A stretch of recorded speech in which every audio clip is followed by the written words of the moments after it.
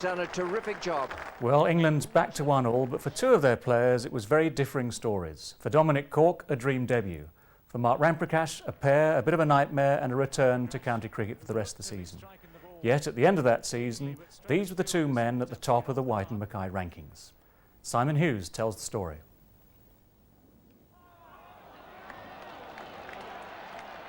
In 1981, Ian Botham made a pair in the Lord's Test and walked off to an embarrassed silence. It proved to be the turning point in his career. He relinquished the captaincy, and from that point on, the summer was the greatest of his life.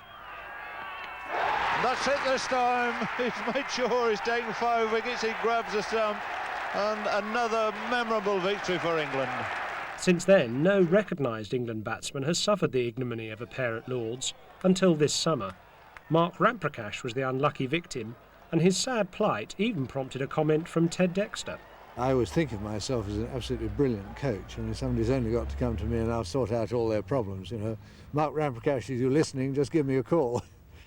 In fact, RAMPRAKASH decided to work things out for himself, and his transformation was almost as remarkable as Botham's. 9 championship centuries followed, 3 of them double hundreds, and he stormed up the rankings to claim the White and Mackay batting award for the season. He surpassed even Brian Lara's tally of runs the season before and made more hundreds. Luckily I came back straight away with a double hundred against Surrey, which was very important, and Middlesex were chasing for the title, so that gave me something to focus my mind on, and the Middlesex players were also very supportive to me, so I think that helped immensely. But a large cloud still hangs over him. Can he do it at the highest level? His record would suggest not.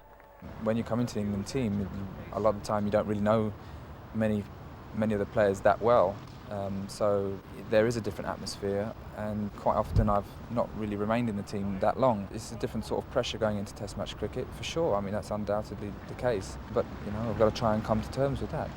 But 11 of his 17 tests have been against the West Indies, so is he being judged unfairly? The West Indies are the best bowling attack in the world, I think. I've tried very hard to combat them, but I just haven't come off. I feel that hopefully with a little bit of a run against perhaps other opposition, that maybe I can try and fulfil the potential that I feel that I have. Not exactly brimming with confidence, is he? And RAMPRAKASH's indecision was again evident when asked where he would like to bat for his country.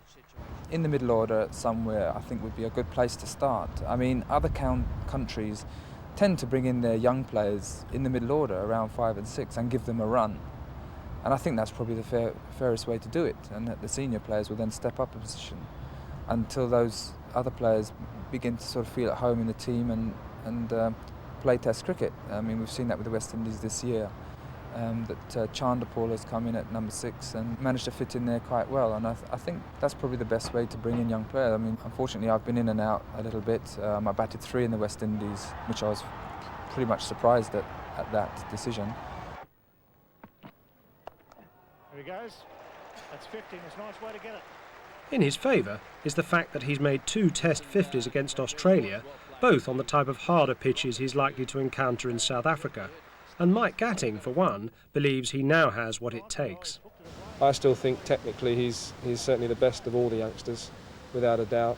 He plays all sorts of bowling extremely well, and I think that the only thing he has to do now is go out to South Africa, get some early runs.